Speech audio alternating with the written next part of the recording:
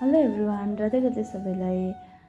फेरि पनि स्वागत गर्दैछु म मेरो सेकेन्ड मिनी ब्लगमा। धेरै दिनपछि म एउटा ब्लग लिएर आएको छु, सानो मिनी ब्लग। अन्त मेरो ब्लग चाहिँ म किचनबाटै सुरु गर्दैछु।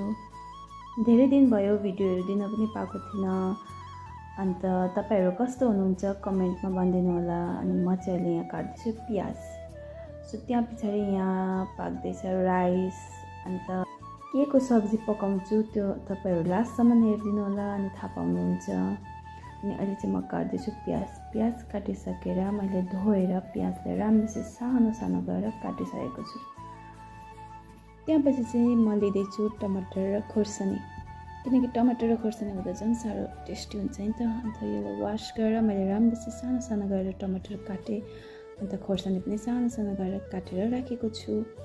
त्यसपछि चाहिँ म अब गर्छु आलुलाई म तासेर राम्रोसँग आलुलाई पनि सानो सानो गरेर काटेर राखिदिएको छु। त्यहाँ पछाडि यो चाहिँ हो न्युट्रेलाको सब्जी बनाउन जाँदैछु आज म। अन्त न्युट्रेला राम्रोसँग निचारेर राखेर त्यहाँ पछाडि अदुवा लसुन पनि म हाल्छु पेस्ट बनाएर।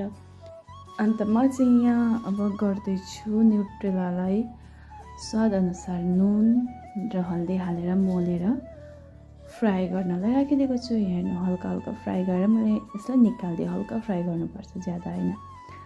निकालेको पछाडि यहाँ सबै थोक रेडी छ। त्यहाँ पछाडि चाहिँ म फ्राई गर्छु आलु फ्राई गरेको पछाडि प्याजहरू दिएर राम्रोसँग फ्राई गर्छु। प्याजलाई राम्रोसँग अब रातो रातो हुन्छ, अन्त टेस्टी हुन्छ नि त। फ्राई गरिरहेको छु।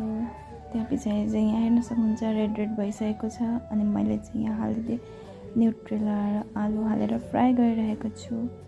त्यहाँ पछाडि चाहिँ मैले यहाँ पानी हालेर हल्का बोइल हुन दिएँ। अन्त पानी सुकेर ग्रेभी जस्तो भइसकेको छ। खाएर पनि दामी टेस्टी भएको थियो भन्दै थियो साथीले। भिडियो राम्रो लाग्यो भने लाइक कमेन्ट सेयर गरिदिनु होला। बाई।